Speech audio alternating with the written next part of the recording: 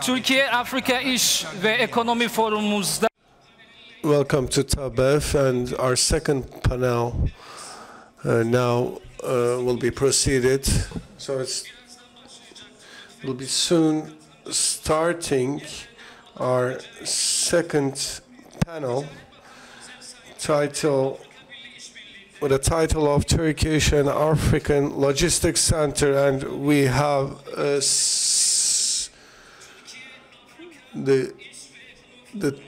in TABEF Forum, the Türkiye and Africa Logistics Center. Welcome all, and some deputy ministers will be here among us.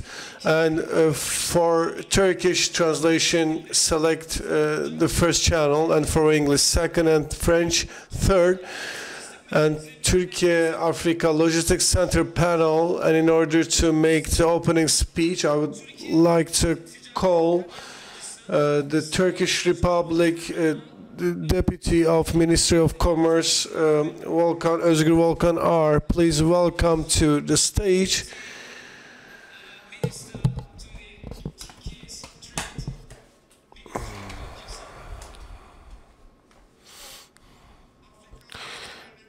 So I would like to greet all of the ministers representing African countries, esteemed participants. First of all, the economical and trade relationships and the development of these between Turkish and African countries, enabling opportunities. Hopefully it will be fruitful and beneficial for both parties, and all these African businessmen and participants who are visiting our country and traveling all the way from Africa. I would like to greet you all. More than 1.5 billion population, and the geopolitical weight and the great potential, rich minerals, and also labor force is an important location and attracting various investors from the globe. And in this international system, Africa is becoming and playing a more dominant role. And our African policies is not prioritizing the economical benefits, but instead we are focusing on the African population.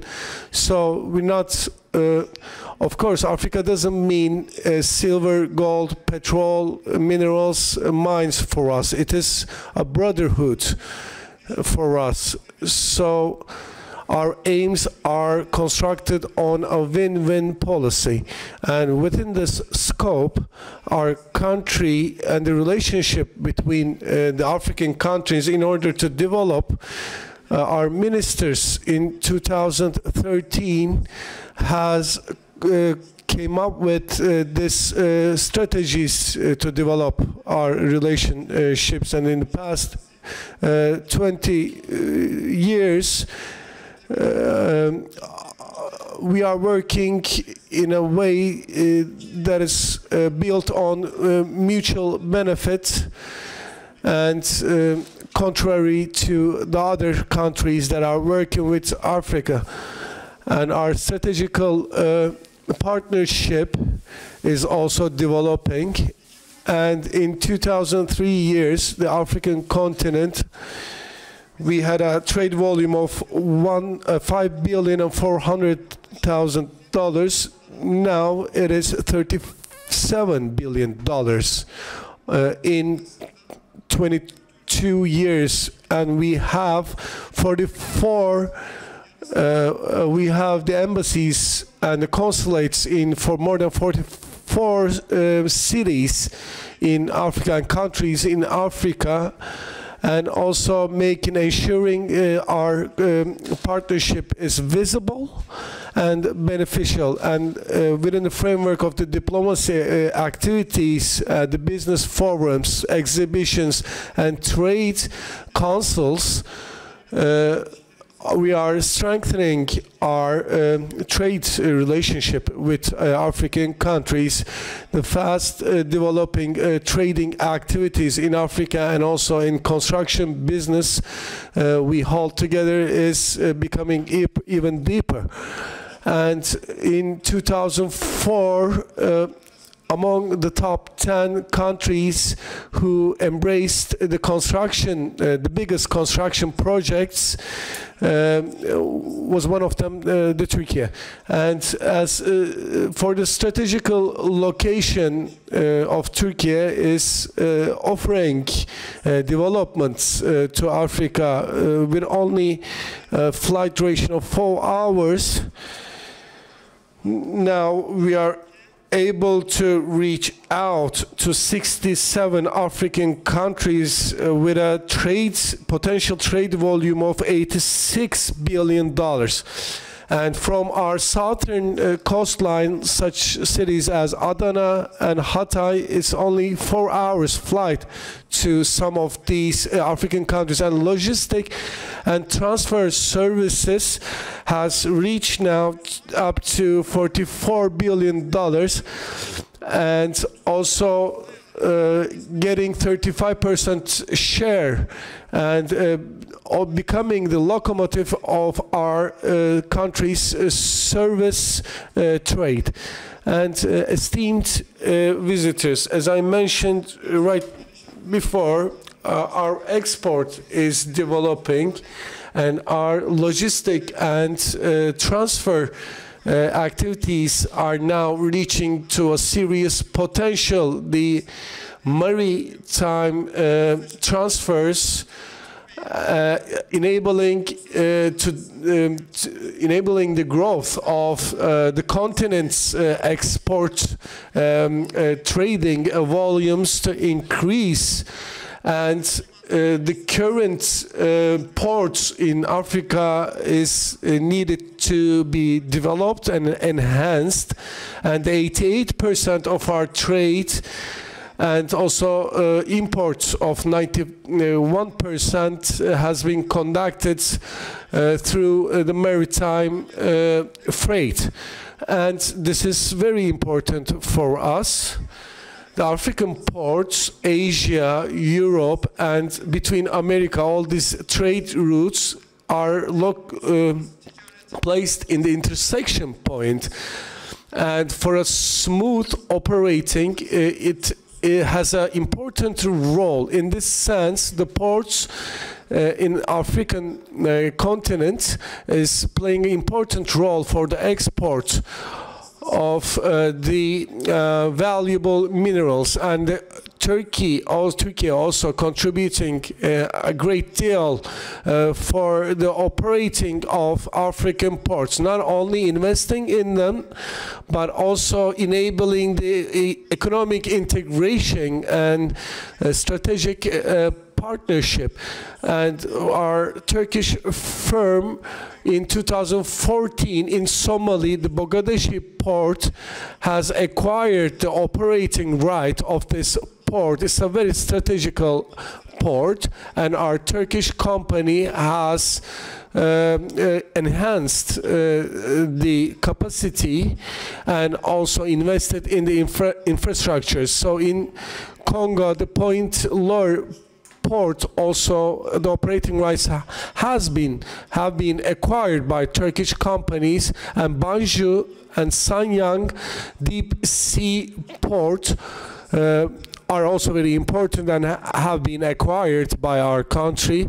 So already initiated modernization processes and will be constructed from scratch. So within 6 years, hopefully this port will be active. And this year in April, in Equatorial Guinea, Bata and Alabo ports, operation rights has been also acquired by Turkish companies for 25 years.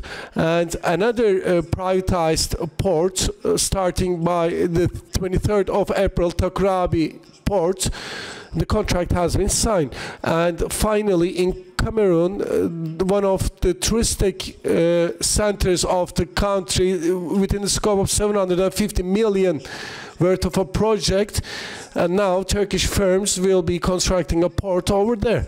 And so within this scope of these investments, not only in port but in construction, textile and hygiene and waste management, also been operating in these sectors, building a new ecosystem, supporting the local production, is among our objectives. So due to these investments, Turkey in Africa continent not only becoming the trade partner, but on the other hand, also a driver of the sustainable development. And the Turkish and African partnership is also enhancing the logistics systems and infrastructure and bringing a new dynamism. Dear participants, in our export, the aviation consists of 7.60%, and in our import from African countries, the 3.7%. Percent is done by the aviation freight, and so our airlines also been contributing great efforts in this, and so our flag carrier is the Turkish Airlines, and its routes to African countries is prominent, and Turkish Airlines in its operations in Africa is increasing. And so in 2003 it was only traveling to North African countries, but now reaching to 62 destinations in the whole continent by using the transit routes connecting the whole African countries to the rest of the world. And the logistic opportunities and capabilities are also increasing between the Turkish and African countries. And I see a bright future, and we are very hopeful about this. So I would now like to wrap up my speech by benefiting from the from our experiences. Now we are directing this experience to logistics centers in Africa, storage, the customs works, and the logistics integration of the logistics systems, and final delivery will be enabling the smooth flow of the trade. And in the past 20 years in informatics and transfer, the Turkey has been investing heavily and also enhancing the capabilities and on land, maritime and aviation freights, and also contributions and collaborations were enabled. And in order to strengthen our position in logistics and transfer sectors, we are continuing to invest in the infrastructure projects, and within the scope, the transfer corridors transpassing Turkey and the union of this connecting of these routes, and also forming delivery networks and supply chains, and also constructing trade hubs in Europe and throughout the world is among our objectives. And the railway systems, organizational industrial sites are also among our projects for both public and private sectors. The multiple logistics centers now been active, and we have already 12 logistic centers actively working and also building 4 others. So the continuing, and these projects now in the process of tender, and we are planning to increase the number of these logistics hubs in our country to 23. And as you know, Africa is a huge continent and population is increasing and carrying a huge potential for market and trade potential. In order to realize this potential, we are now constructing logistics centers on the great big trade routes and near to the ports. And these trade centers are enabling the local trade and also international trade, and also strengthening the supply chain, especially Kenya, Tanzania, Ghana, Nigeria. We are making huge investments for logistics centers. So in last June, under the leadership of Recep Tayyip Erdogan, the Global Delivery Corridors Forum, Somali, Ghana, Mauritania, Congo Republic, Djibouti, Liberia, and between Guinea, now Turkey also agreed in this. The mutual directing committee has been formed and a declaration form has been published now. This agreement will enable us to act harmoniously with other African countries and in different regions in Africa with a coastline and ports. We can now build logistic networks and connect the Turkish ports with these African ports. So, esteemed African friends, so between African and Turkish countries, the logistics centers and the corridors and making collaborations is among our most important agenda. And together now we will make the continent the key intersection point for the global trade corridors based on a win-win approach, benefiting from the geographical opportunities of Turkey and also the other, of course, strong sides of Africa. And this, regarding the logistic corridors, the collaboration is among the most important subjects and titles of our agenda. So hopefully this forum will be fruitful and this event to be mediatory for new partnerships, new investments, and opening doors for new investments. I greet you all with love and respect. And now concluding my speech, thank you. Take good care. Mr. Özgür Volkan Ağrı, the Deputy Minister of Trade to the Türkiye. Thank you so much. Konuşmaları için çok teşekkür ediyoruz. Şimdi ikinci konuşmacımız Sayın Philippe Labon. Our second speaker, Philippe Labon, the chair of AGL.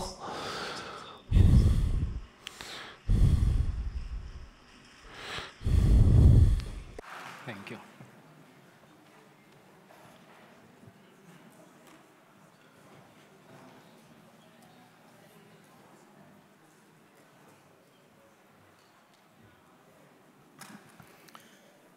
Thank you, Your Excellency. Excellencies, all protocol observed, distinguished guests, ladies and gentlemen. First of all, I want to thank DEİK for inviting me to speak on behalf of the 23,000 employees of Africa Global Logistics. 98% of them are African. AGL expertise spans port operation, rail, sea transport, air logistics, and solutions for all sectors: energy, mining, agriculture, healthcare, aid and relief. AGL mission is to lead Africa's transformation with world-class maritime and logistic infrastructure.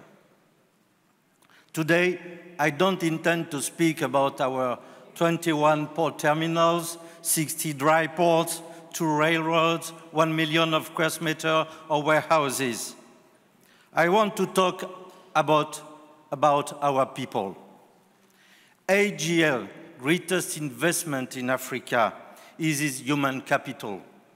Our 23,000 employees, colleagues, women and men, across 47 African countries are the beating heart of our company, and they are the key of our success.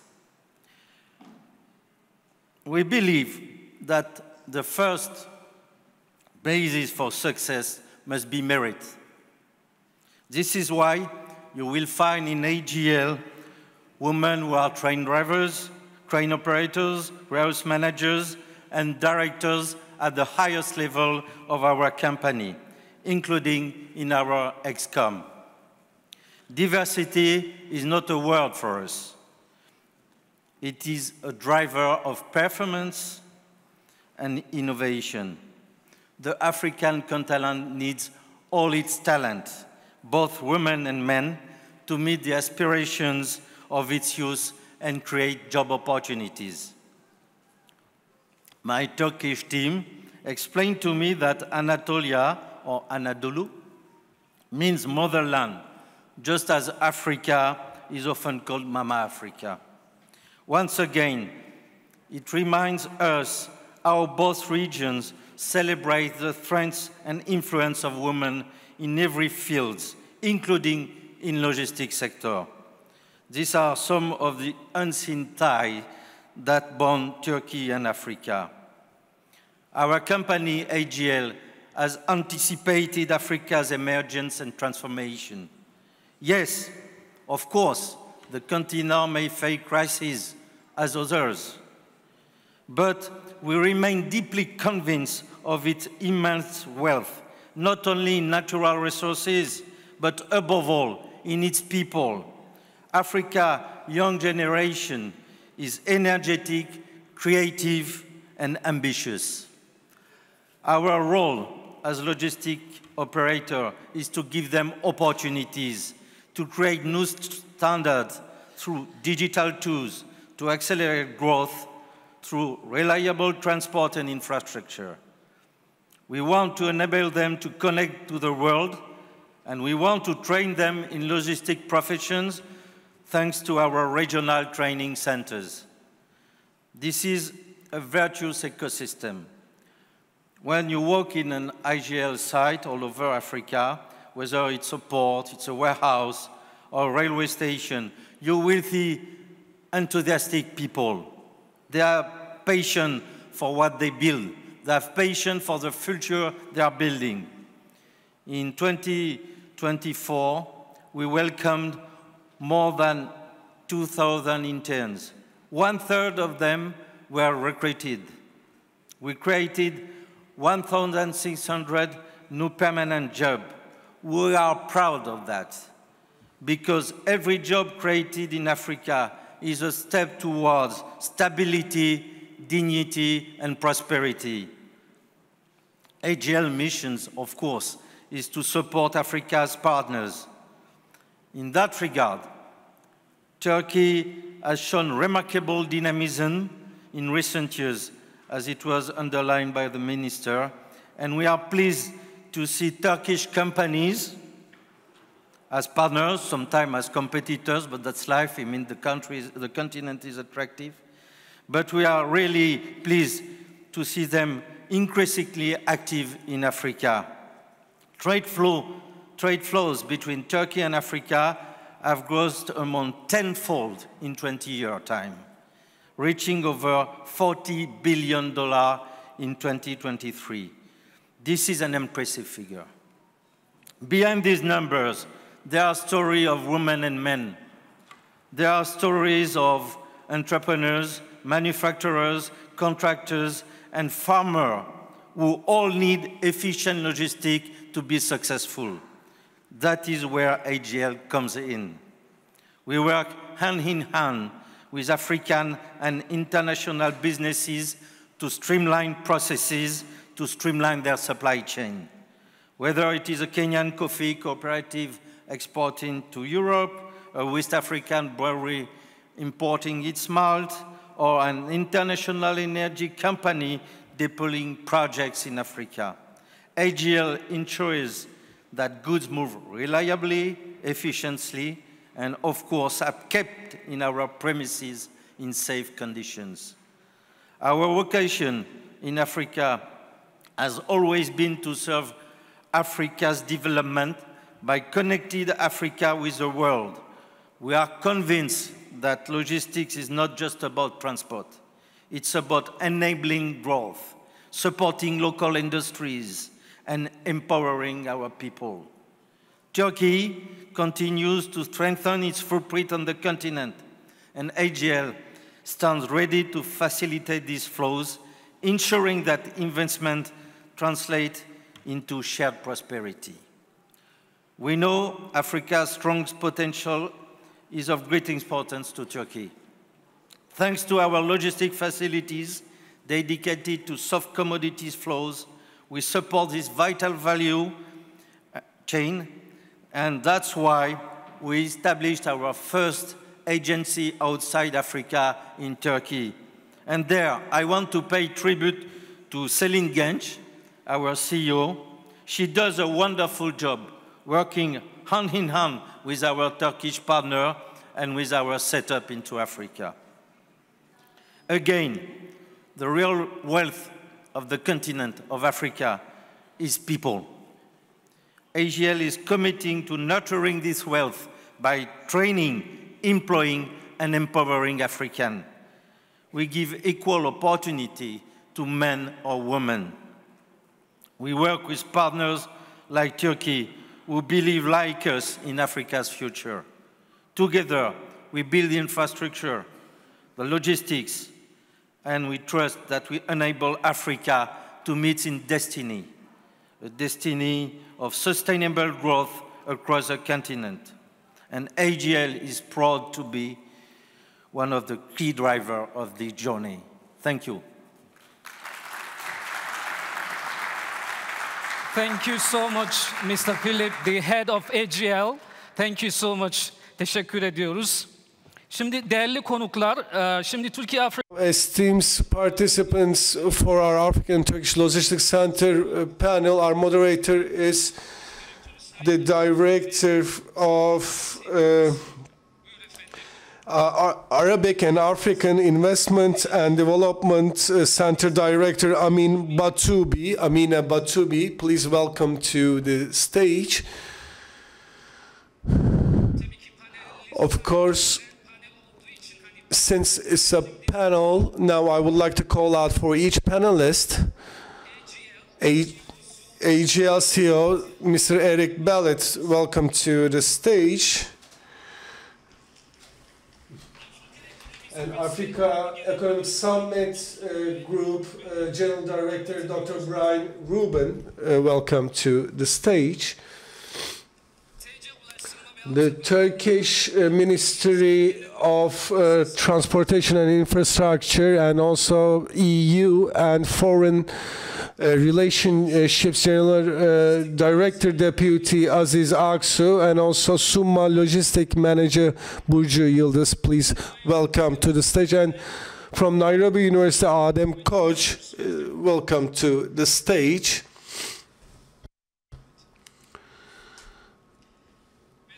And finally, the Al Bayrak Foreign Investments and Ports and Construction Project Chair.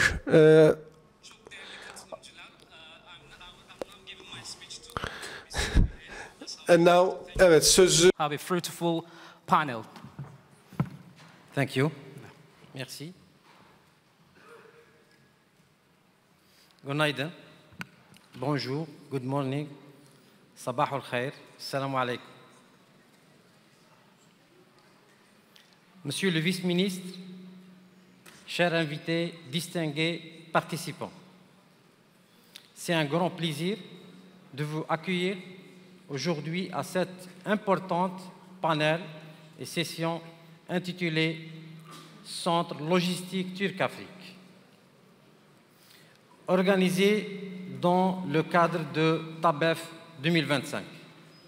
Aujourd'hui, nous discutons des moyens de renforcement d'infrastructures logistiques et des étapes stratégiques pour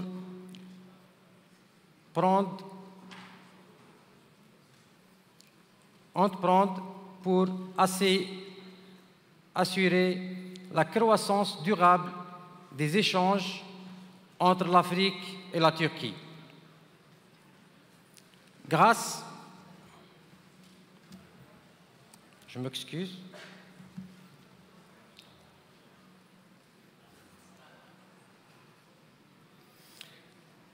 à sa position géographique, stratégique et à sa capacité logistique avancée, la Turquie est un partenaire clé dans l'intégration de l'Afrique aux chaînes d'approvisionnement mondiales aux côtés de nous, distingués panélistes.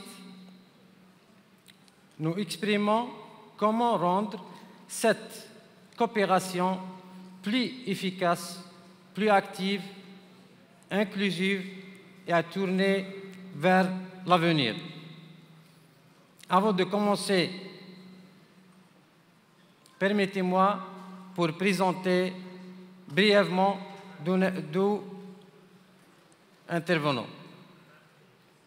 Monsieur Eric Malte, c'est le PDG de Africa Global Logistics. Madame,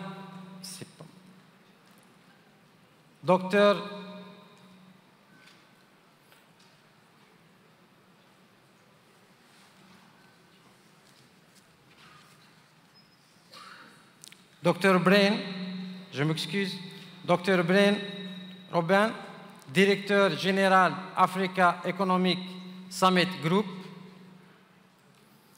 Madame Burcu, c'est ça?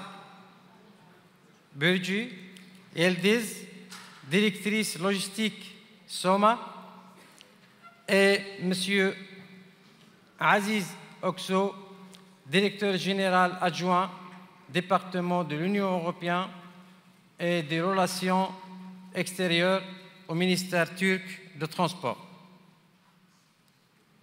Monsieur Younes Yalmaz, président du groupe des investissements étrangers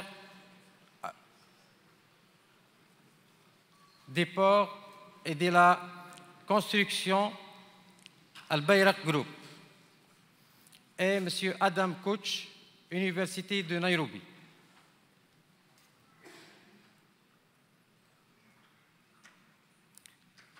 La logistique, ce n'est pas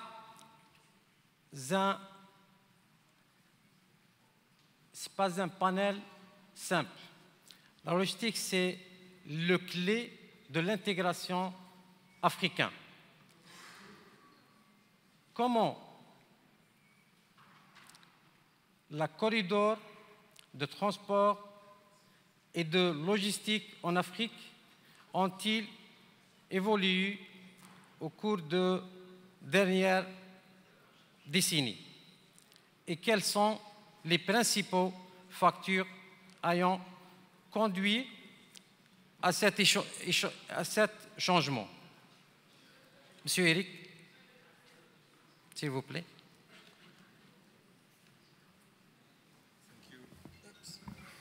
Merci, Amin. I'll switch to English maybe from this point. Thank you very much, first of all, for the invitation to this great panel. Actually, as it was reminded by our chairman, our people are living day in, day out this challenge of corridor management and logistics.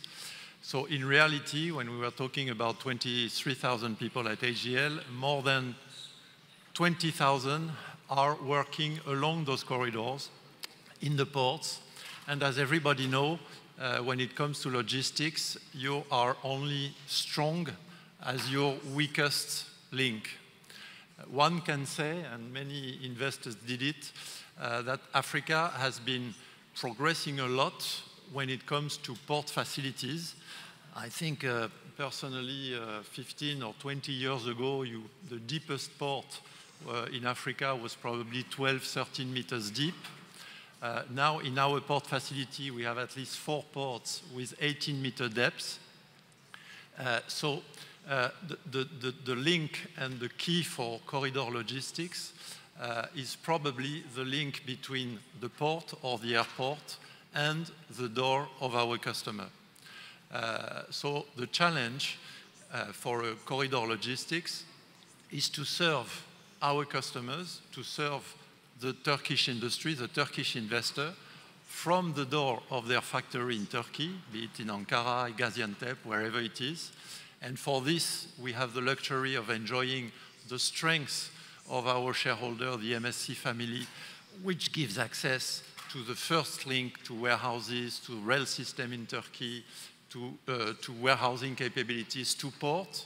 Of course, the link on the seaside, the vessel. And then our challenge at AGL is to provide to our partners and friends and customers, which are honoring us with their trust, the last link between the port in Africa to the final destination. I will just take a quick example. When you go to the southern DRC, because it's easy to speak about corridor, but in real facts, if you want to reach the south of DRC in Lubumbashi, you have at least 3 options. You can use the eastern route through Dar es Salaam. You can use the southern route through South Africa, Durban, or you can use the western route through Namibia and also through Lobito, where we operate the port. And what we try to bring to our customer is the best solution, which will depend on what type of vessel capacity you have, what is the congestion when there is congestion in the port, what is the cost between the port and the final destination, how fluid is the customs system between the port and the final destination. And I think this is really a good example of how critical the corridor management and the logistic is, because I think from the contacts we have with customers, Turkish industry is extremely famous for the speed of their operation, how fast they can build hospital facilities, airports, and it is key for us to try to bring them the most cost-effective, reliable, and short solution. And it's ever-changing, because Africa is ever-changing, because Africa, everybody speaks about Africa, but we see there are more than 50 countries. Each country is different. So what we try to bring, and what all our partners are trying to bring, is the best solution in the moment of the execution of that project. Merci. AGL, je pense, sur 49 pays africains. C'est ça, M. Eric? Yes, correct. OK. Il reste 6 pays.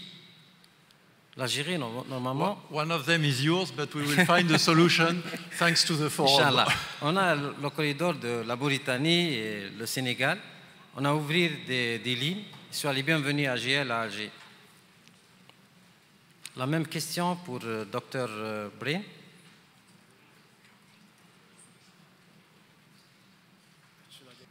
Oui, oui. Comment les corridors de transport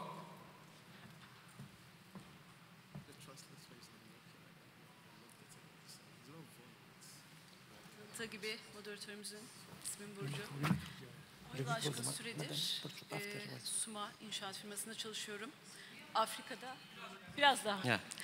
Afrika'da devlet binaları yapıyoruz, havalimanları yapıyoruz, oteller yapıyoruz. We have a lot of projects in Africa. We have a hub in Africa. And in this, I have been working for this company, and I have sent 15,000 containers. I don't have enough time to talk about what I did in 10 years, but briefly I can say that I started with Hongo Congo. It was very difficult to get to the port. It was very demanding, different documents, but now everything is working much more faster, and I can say that the containers unfold very quickly, and in order to do things quicker, we need more people, employees. Under normal conditions in the past, it took 15 days to have a container from the port, and today this is possible in between 3 to 5 days. Therefore, this thanks to the different companies, our trade increased. More important than this, we have more opportunities to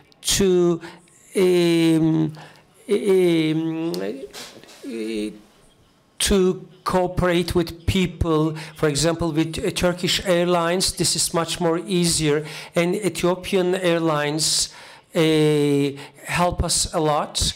But the most important thing, there is an excellent, knowledgeable human force. They try everything possible to improve themselves, and they want to cooperate with the Turkish companies.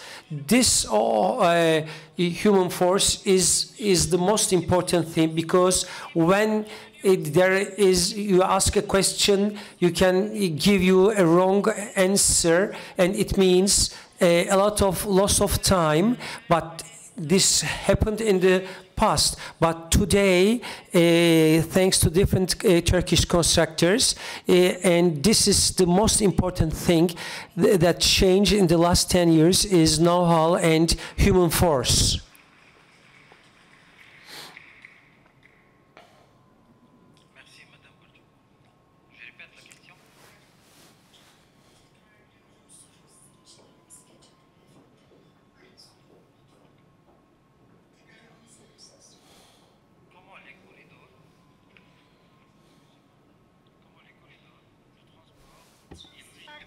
Ulaşım koridorları, lojistik ulaşım koridorları Afrika'da nasıl bir gelişim gösterdi zaman içerisinde?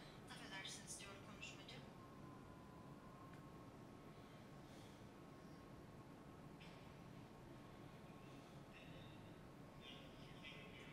Son yıllarda bu koridorlar nasıl bir gelişim gösterdi?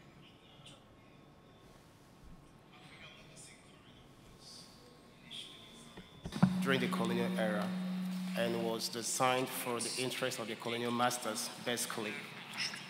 But over the years, what we've seen now is the corridors are shifting from the isolated national routes to regional, multimodal trade networks. And this is driven by the Africa Continental Free Trade Area, infrastructure development, and digital economy. For example, you see between 2013 and 2023, we've seen over $120 billion invested in corridor infrastructure. And we also see the Northern, Central, East Africa corridors being upgraded by the PIDA, that is a project for infrastructure development in Africa, and the TMEA, and of course PPA models. Ports like Mombasa, Abidjan, and Lagos are being modernized, while dry ports are expanding inland access. So in 10 years, what we have seen is Africa's trade corridors have evolved from national colonial routes to continental arteries. And now the challenge is to make them more intelligent, integrated, and investment ready. And that is where I think that we have a strong connection with Turkey, because Turkey can accelerate this evolution through infrastructure co-financing, logistic designs, and digital custom system that link African corridors to global supply chains.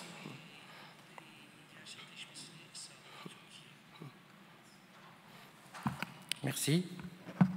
Monsieur Aziz Oxo, je pense que la Turquie elle a des défis. Elle organise un sommet par rapport aux corridors. Comment la vision du ministère du Transport par rapport à ça? Merci.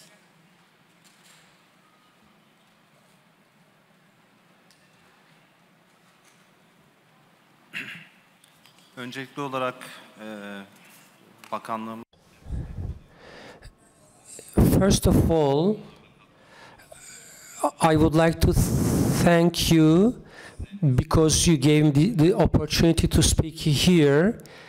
As our Deputy Minister said before, last June we had a meeting, a forum, and in this forum, and there was a special forum dedicated to Africa. In our opinion, Africa, especially after the COVID, all the chains, supply chains, have had a particular importance, and this caused increased certain things. In this sense, we had different meetings with our African friends, and we started to build infrastructure projects in order to have the certain evaluation from our African interlocutors. In order, we realize that it is very important for our African partners to cooperate with their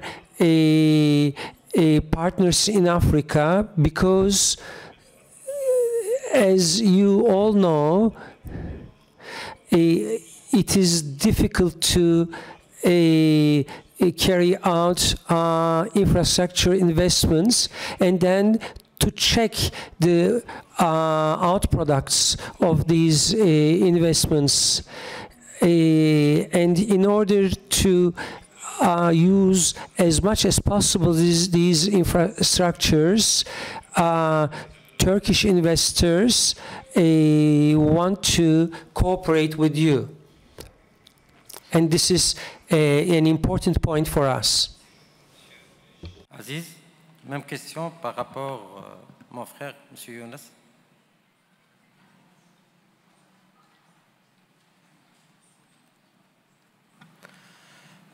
Öncelikle tüm misafirlere Türkiye'ye hoş geldiniz diyorum.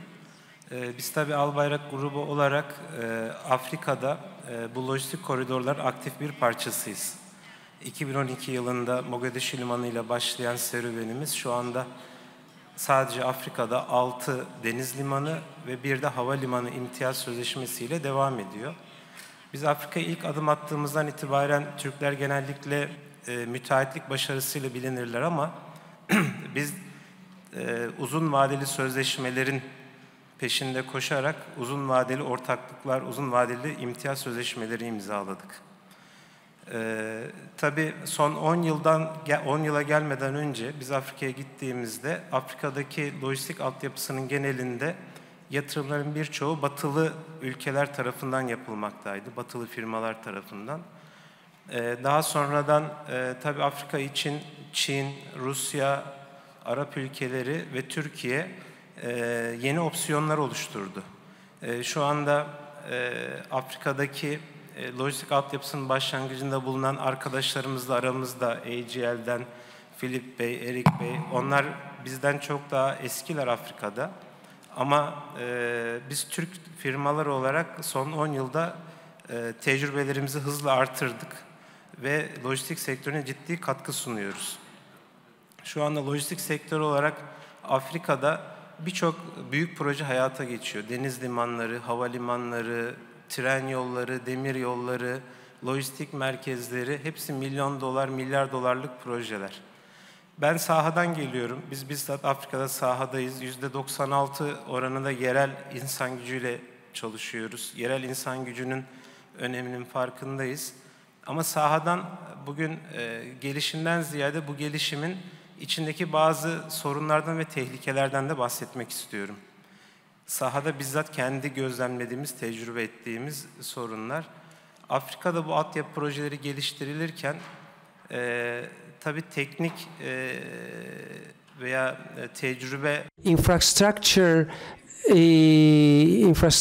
projects, most of the projects are not designed properly. The logistic corridors do not take into consideration real needs. For example, in a country before us, for $700 million of port was built, but there is no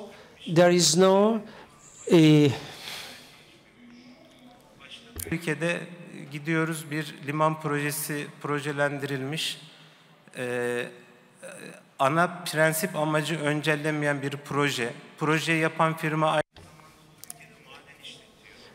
and this they don't consider the priorities of the country, but they consider their own interests. We are talking about improvement, but apart from the improvement, there are lots of problems and mistakes. Apart from this, there is another problem.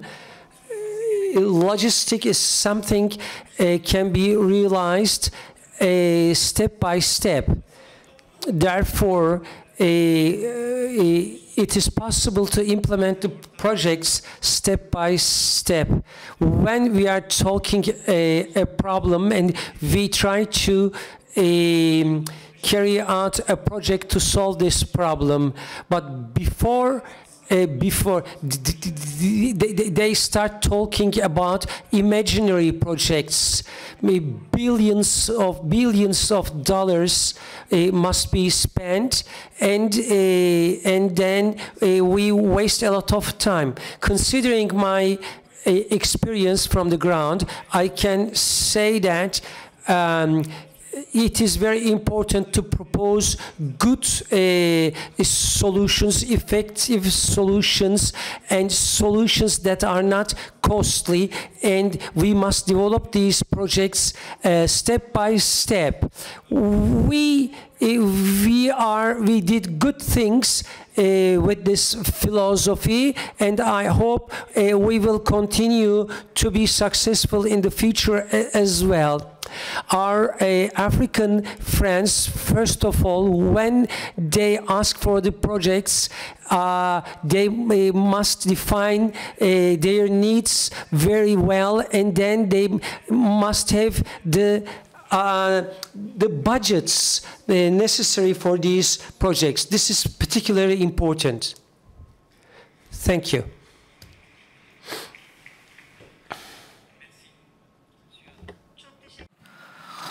Sayın Başkan, değerli katılımcılar, esasen benim sunumumun başlığı Türk Devletler Teşkilatı ile Entegre Türkiye-Afrika.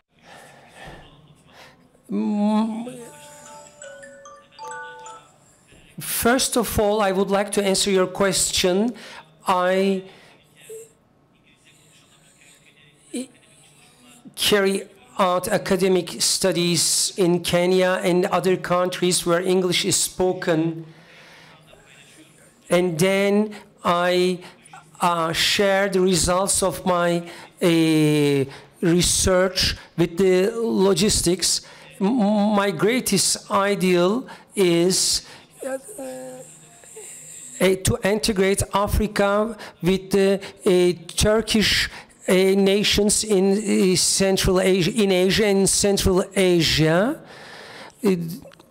Therefore, this is very important for me from an academic point of view.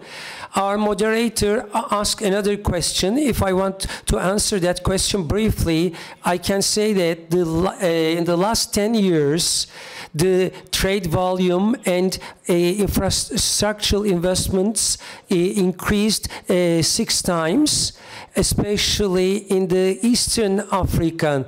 I studied Lapsec port near the Lamo Island. In those, I hope they can finish this project without any delay.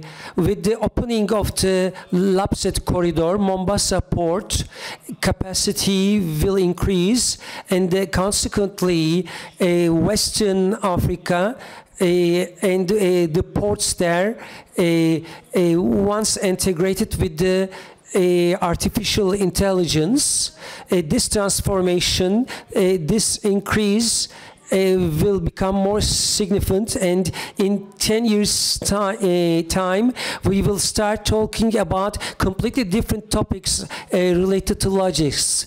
I can also say that when I visited the Lapsec port, I saw that Turkey's and China's point of views were not coinciding, and for that reason I can say that our politicians and Turkish politicians and the Turkish politicians in Central Asia must convince their Chinese colleagues the principle of win-win. And I finished my answer, and I thank you very much for this question. Le corridor maritime, c'est très important par rapport à tous les pays. On a des pays enclavés. Qu'est-ce qu'il, par rapport les opportunités et par rapport aux défis des pays enclavés? Monsieur Eric.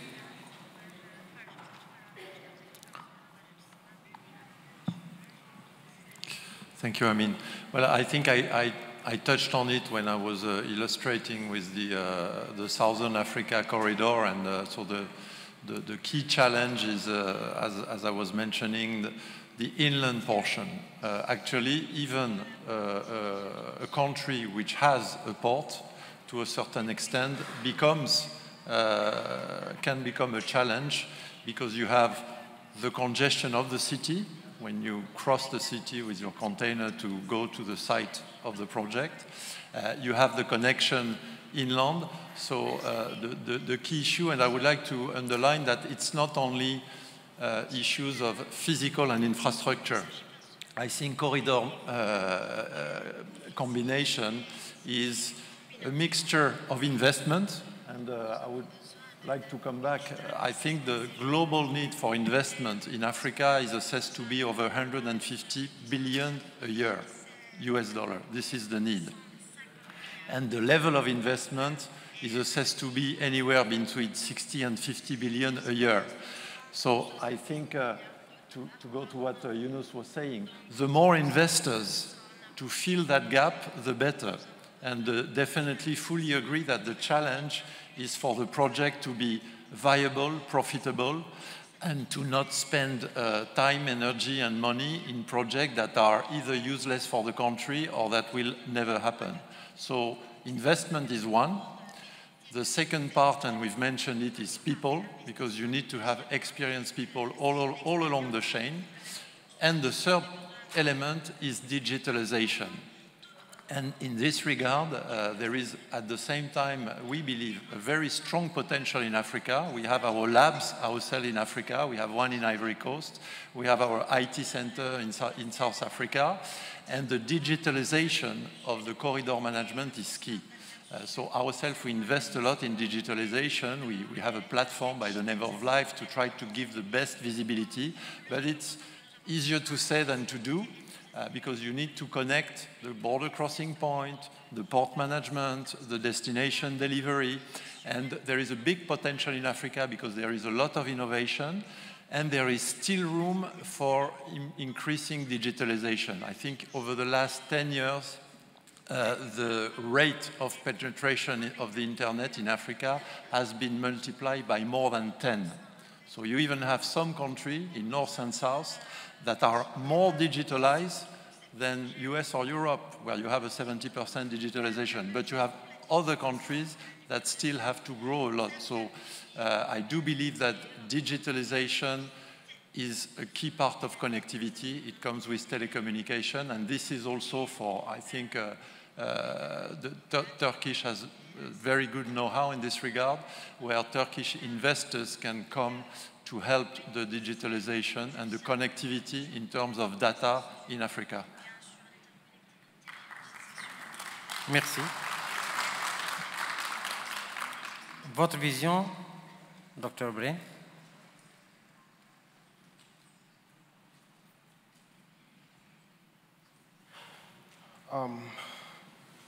Well, I want to talk about the major challenges and opportunities that are faced by landlocked countries in Africa. And there are three of them that I'd like to talk about. The first one is the high cost of transportation. And that is up to 3 times higher than the coastal nations. Landlocked countries also face transit inefficiencies. And you see multiple border crossings, weak road-stroke-rail integration. And there is also this dependence on neighbors' infrastructure, and that can, as well as unpredictable clearance times. But then there are also opportunities that this presents. For example, it presents an opportunity for development of dry ports and bonded logistic zones. And it also presents opportunities for railroad intermodal systems, supported by Türkiye's logistics and construction expertise. That's why Turkey can come in as well. And then digital corridor management, so we can have real-time cargo tracking and custom pre-clearance. So for landlocked countries, the problem is not about distance, it's about systems. Because whoever can integrate digital and infrastructure will wins access to the world. And Turkey can help landlocked countries like Niger, Uganda, Zambia leapfrog inefficiencies through joint PPP investments in dry ports, linked to Turkish maritime networks. So this presents an opportunity for our friends in Turkey as well. Merci. Votre vision, Madame Bourgeot?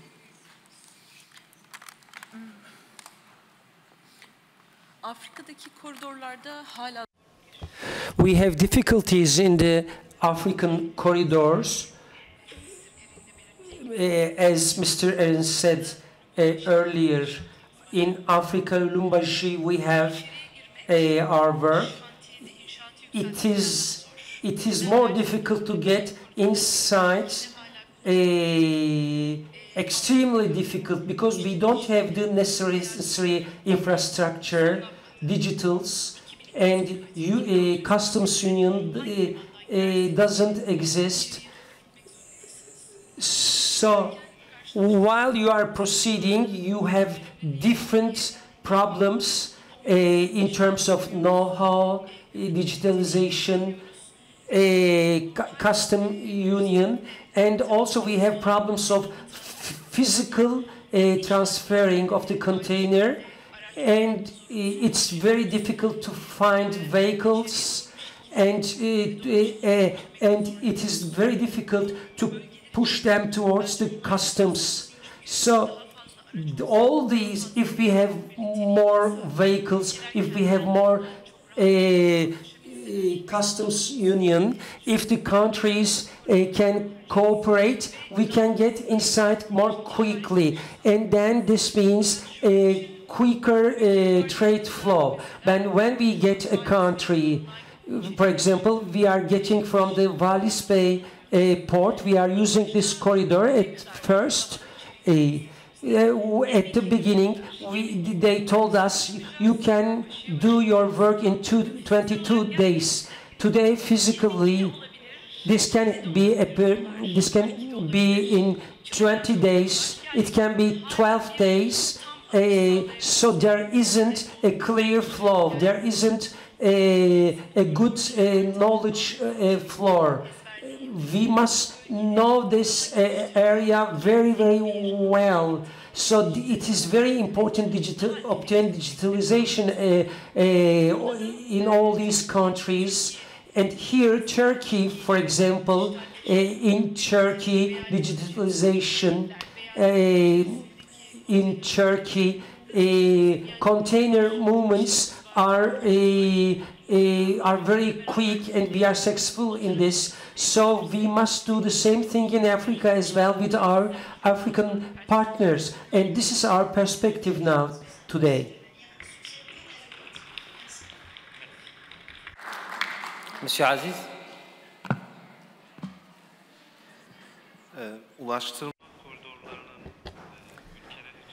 The transportation corridors can create different opportunities for the African countries. I want to share in this regard our experience in Kazakhstan.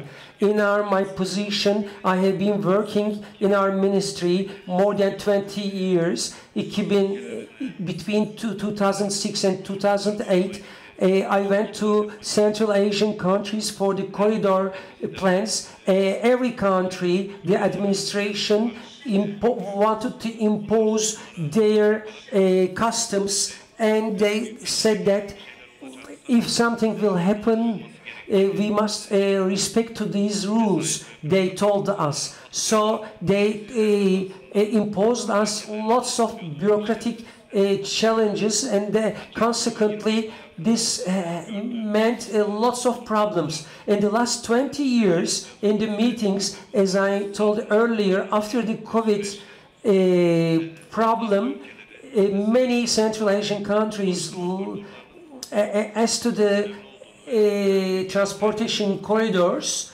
realize that they are very important. Kazakhstan is particularly important because it recently started gaining money, earning money from the transportation from the foreign countries. For this reason, therefore, we started cooperate much better now, and they are pushing us to obtain better results because they realize that they can make money thanks to these corridors. And as other people in this audience can know, service sector and logistics is very, very sustainable, and in these sectors you can employ many more people in comparison to other sectors from the industrial countries. Therefore, countries in Africa where a young population is very, very huge, in order to increase the economic variety and to obtain results, these corridors represent great potential for them. Merci. Monsieur Adam Koç. Sayın Başkan, teşekkür ederim. Değerli katılımcılar, benim sahada... What I can say is that countries that don't have shores are, for them, it is vital to solve or propose solutions for their logistic problems. In our academic studies, digitalization increasing digitalization is very important. It's very important to avoid corruption. It is very important to increase transparency. In Ethiopia, I used to work in 2017, and it was very, very difficult to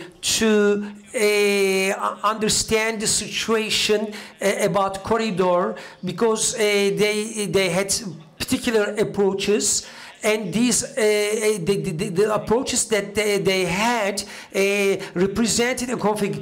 Nairobi and Mombasa, between these two places there is a corridor, a highway, and it is there is only one lane, and it is not sufficient. They started to build it. They started to improve this road, and in this way the countries that don't have a shore, their disadvantage can become an advantage. Obviously this is something extremely related to the politicians. Monsieur Younes?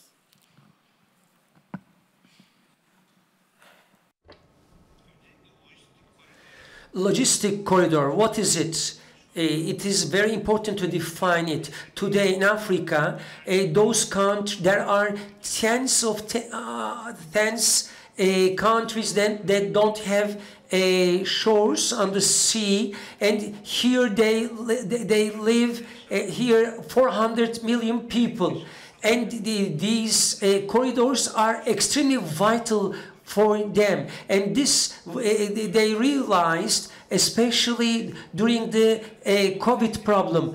In our Mogadishu port, we are trying to build a Ethiopian port. So we try to create an agreement with Ethiopia, but Somali, but this became a crisis, a political crisis.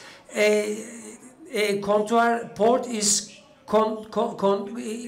belongs to Congo. 160 million people.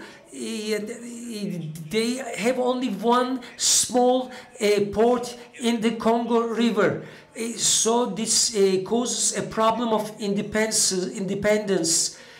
Mogadishu doesn't have a port because doesn't have a seashore.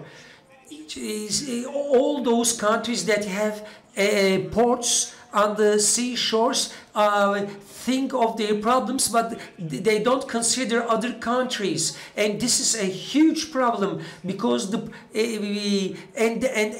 consequently we also have political problems. For example, from Europe to Turkey, a container goes you must pay $2,000 or $3,000, but a container from one African country to another African country costs maybe twice of this. So we talked about all these problems. We talked about checkpoints, all problems in the customs, lack of procedures, lack of the infrastructure and roads and security. So all these means a lot of problems. And this is very normal because we are not able to bring our products inside the country. The problem in Ethiopia it became a political problem in Somalia, and it was temporarily solved thanks to the Turkey's efforts. Different countries that do not have shores on the sea, or even they have shores on the seas and they have ports, must cooperate with each other, and they must be their security must be secured. All these corridors, all these ports are very, very important, and the other country cannot say I close or open this port, but third parties like Turkey, they must Turkey and other countries like Turkey will become particularly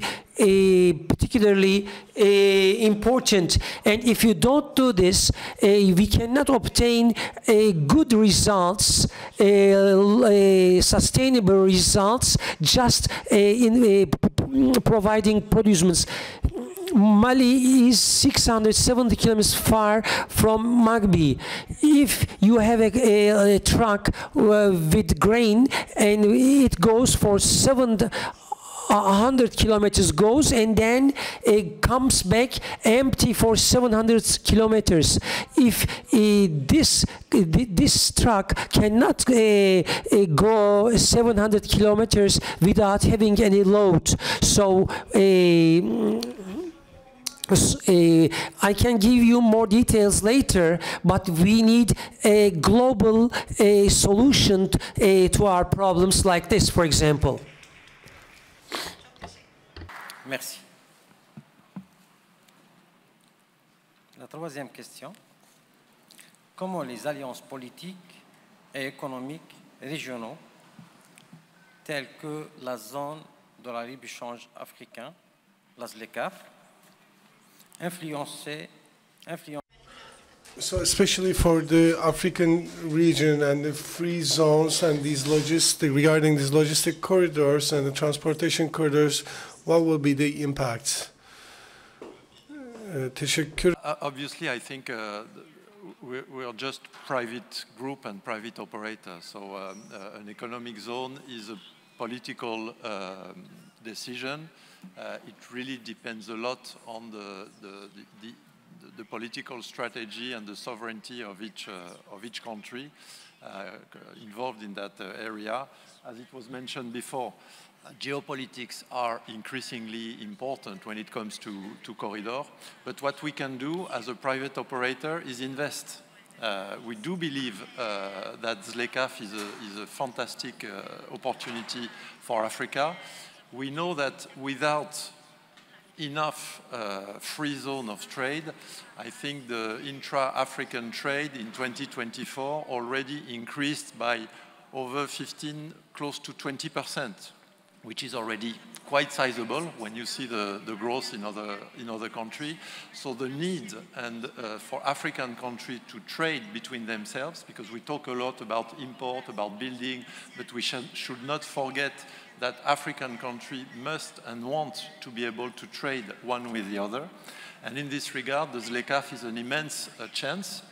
There are many criticisms, but I think as a European, we should also remember how long ago we started the concept of the European Economic Zone. It's dating back in the 50s, and it's still probably not as efficient as what we would like. So I think ZLECAf is a fantastic opportunity. As a private operator, we can only facilitate, invest in digital, in infrastructure, to facilitate as much as we can this trade. I would like to add something that we did not touch so far, which for us should deserve more attention and more investment when it comes to corridor and regional integration. It is railways. We believe that railways in Africa, they are bringing immense prosperity all along the corridor. We were talking about security. You know, as an example, when the situation was very tough long years ago between Ivory Coast and Burkina Faso, the only transportation corridor link that was continuing to transport and to feed goods between Burkina and Ivory Coast was a railway. And I believe it should deserve more investment, more attention. I'm not talking about pure mining railway, because somehow the business model is easy. You know, you have a big mine, you know you have to export 10 million tons, so you need to find the capex. But the railway in which we believe are the ones we manage, the multi-user that are bringing food, bringing equipment. They are business models that are much more complex, that needs DFI financing, state financing. with public-private partnership, and there is a lot, I think, that could be done with corridor and regional integration through more investment in railway infrastructure. Merci. Dr. Bray?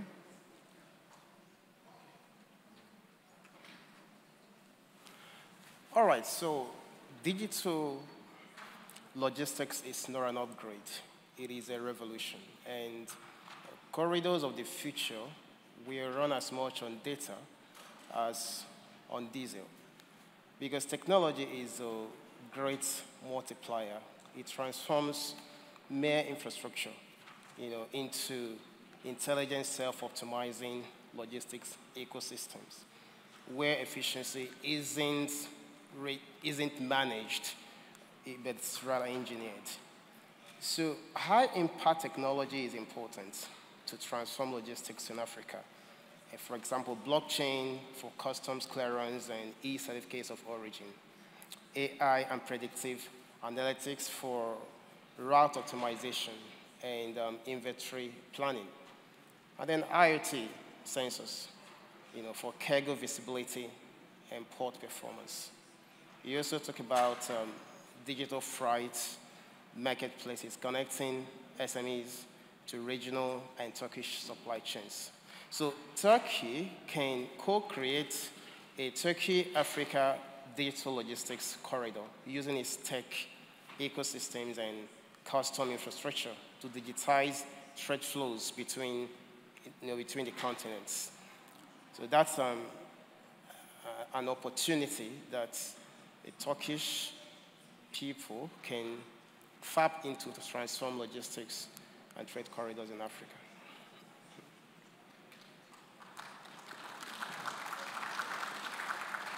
Merci. Madame Bourdieu.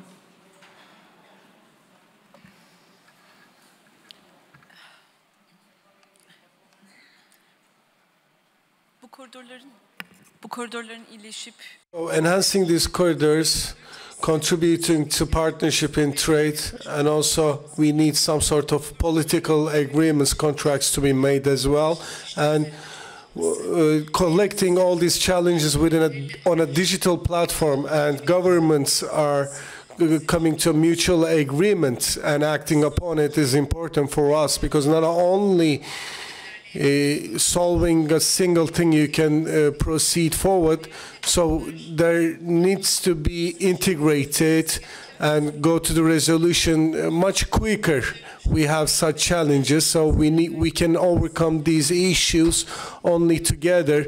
And in your previous question, I responded as Turkish Airlines, so initially visiting only a few places, and then after the entrepreneurs of Turkey expanding its route throughout the African continent, and the flow of the goods and export and import volumes have been expanding, which is very important for us. In the previous years, not having this collaboration at the customs and going through a congestion was a challenge for us, and only after the resolution of this challenge we were able to transfer our goods, pulling them out of the ports and distributing them on land. So these need to be resolved on the basis of political resolutions. And this will only in this way you can enhance the trade within African continent.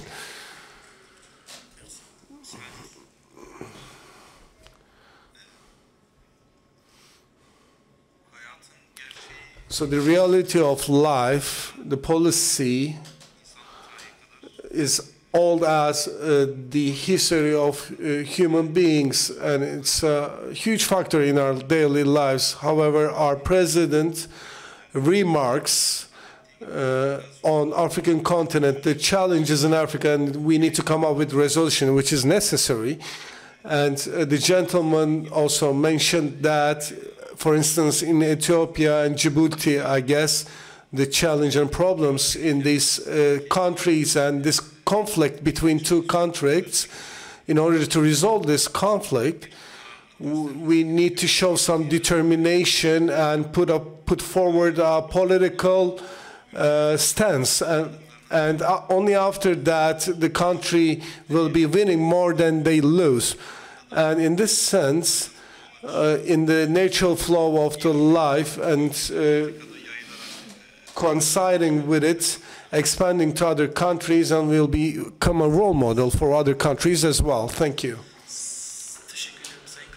Thank you, dear participants. Now, Africa Continental Free Trade Zone, actually 1.4 billion US dollars trade volume has been reached now. This is correct. In Addis Ababa, the African Union Center, this subject was being discussed, especially during the initial process. The 54 countries in the African countries are fictioned to become integrated and trade amongst themselves, enhancing the trade. And after this integration of the trade, the countries outside the continent and their trades to this continent are like not improving. They're not improvements like you can see, like visibly occur, and especially women entrepreneurs and the Turkish African businessmen selling goods to Turkey. And these developments and enhancements should be taken under and observed under a single umbrella.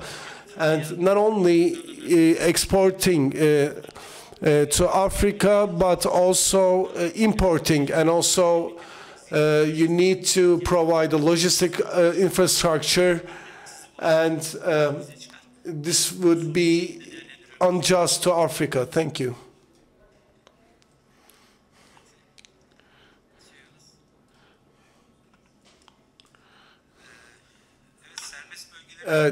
Free zones are very important. We are personally experiencing that on the sites, and the regional free zones are active currently in Africa countries, but they're not very efficient, to be honest. But at the end, they contribute somehow to the trade, which can be enhanced, and that could happen in the course of time, since this journey has been only started 20 years ago. And also logistics, the free zones are important as a tangible example or a reason to that is currently the sugar and rice loads arriving to Africa, which are about 40 to 50 tons.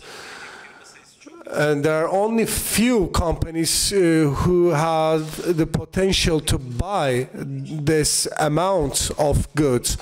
And since we don't have any free zones, this leading to a monopoly in the continent. So you have a ship arriving where you have like 50 tons of rice, and then there's only like 10 importers in the whole continent.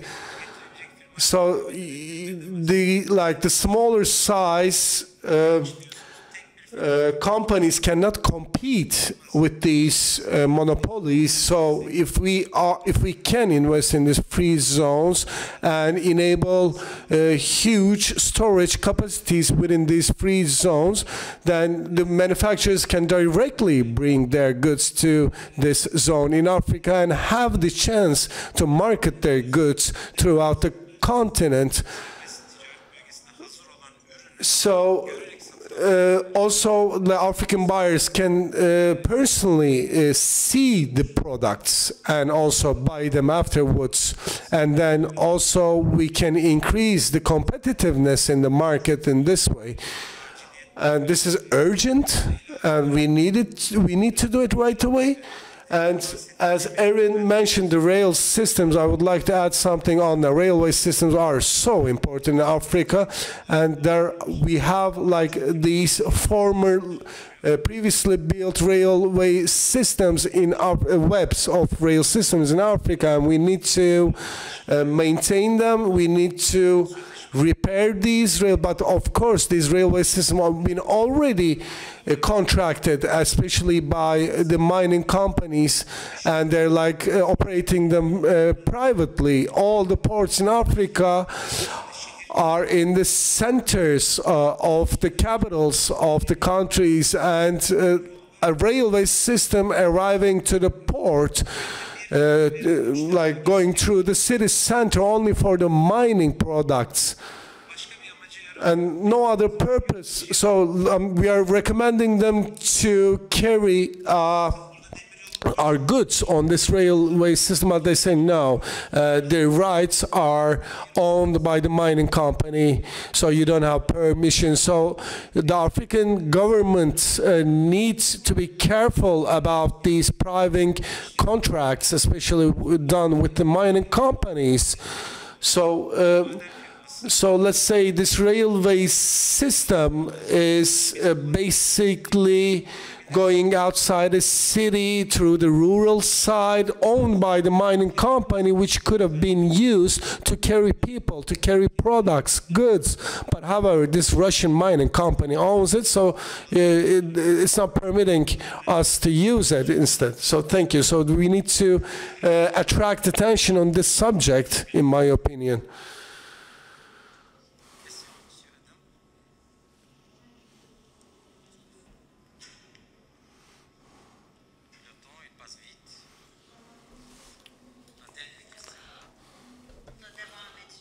Evet.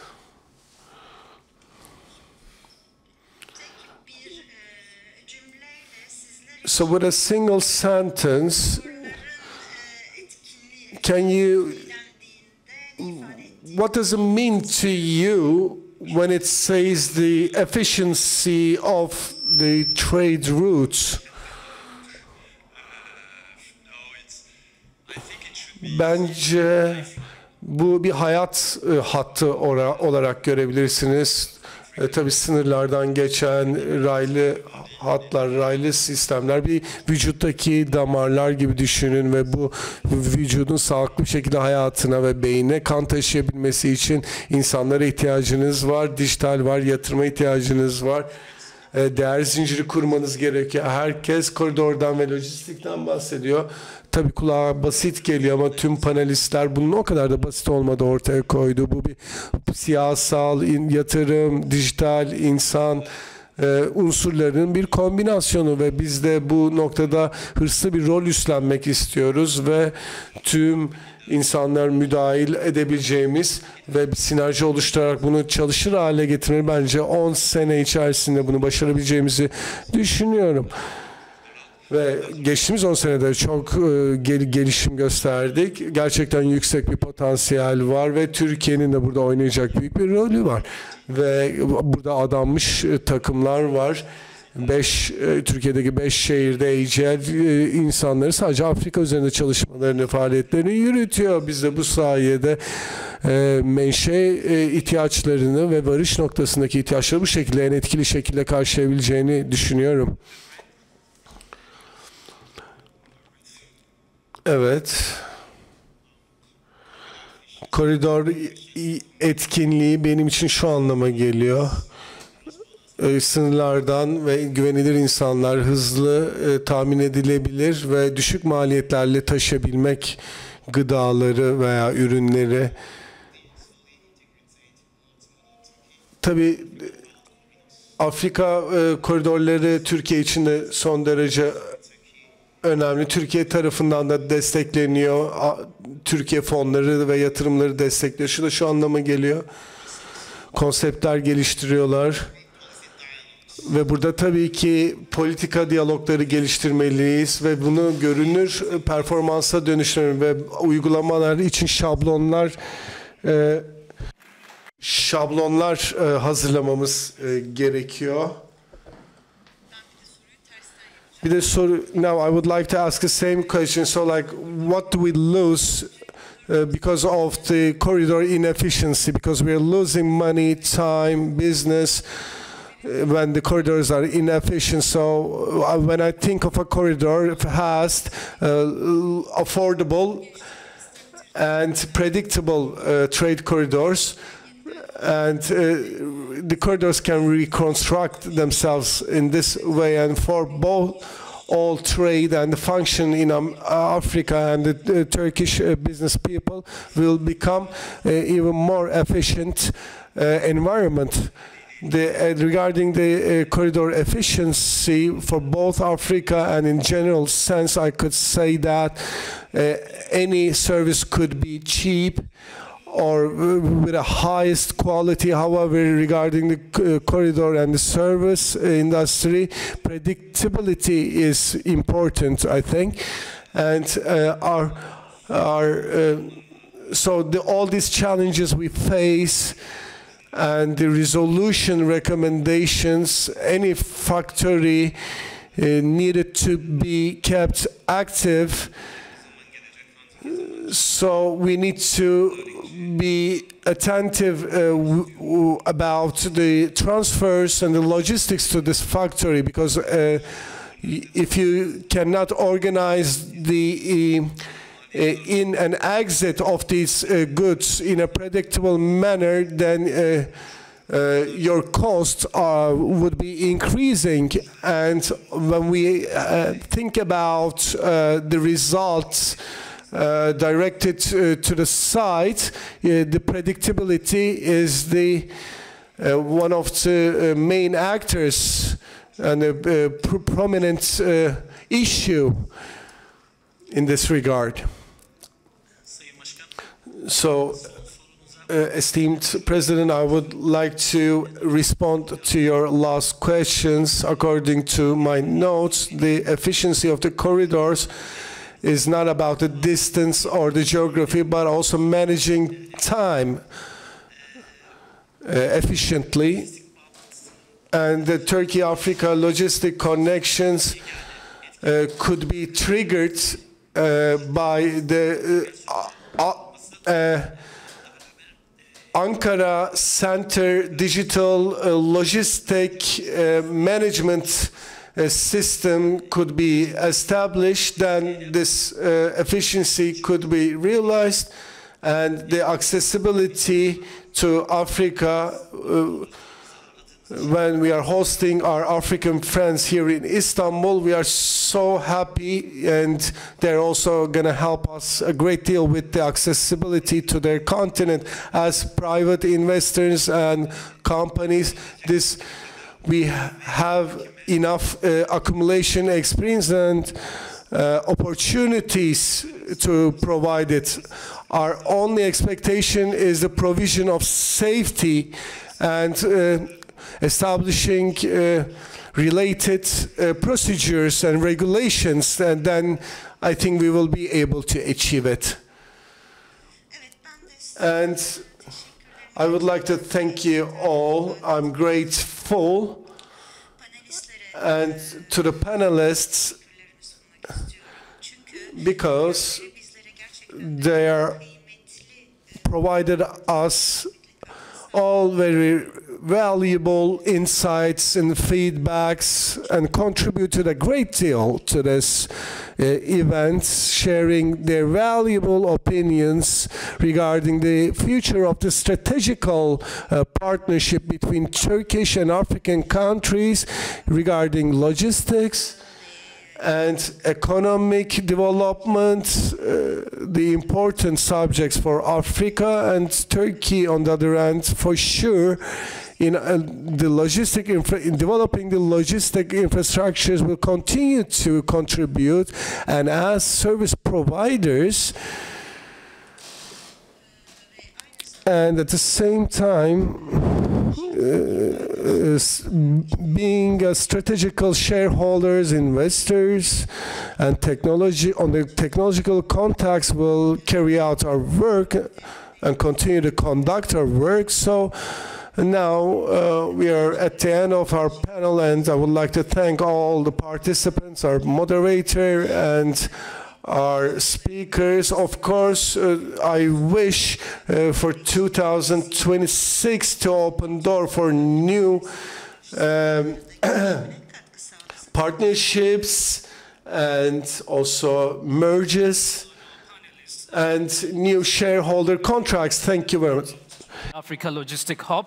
Now, before we go for a short or for a lunch break, I would like to invite to the stage our dear Deputy Minister of Trade of the Republic of Turkey, alongside the President of AGL, Mr. Filipe. Please to the stage for a family photo, please.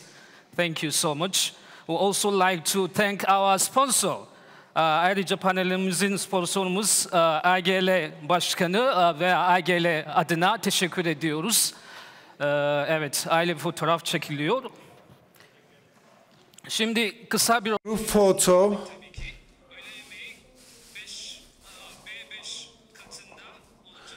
Now the lunch will be on the 5th floor on the B5, and right after the lunch we will have a small concert and then B2B meetings on the same floor.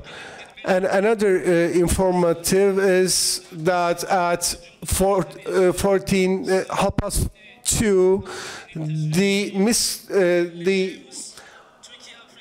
Emine Erdoğan will be also attending the Turkish and African Women Entrepreneurship panel. And at 3:30, we will be having the presentation of Egypt country presentation and then the Mozambique country presentation. Thank you so much.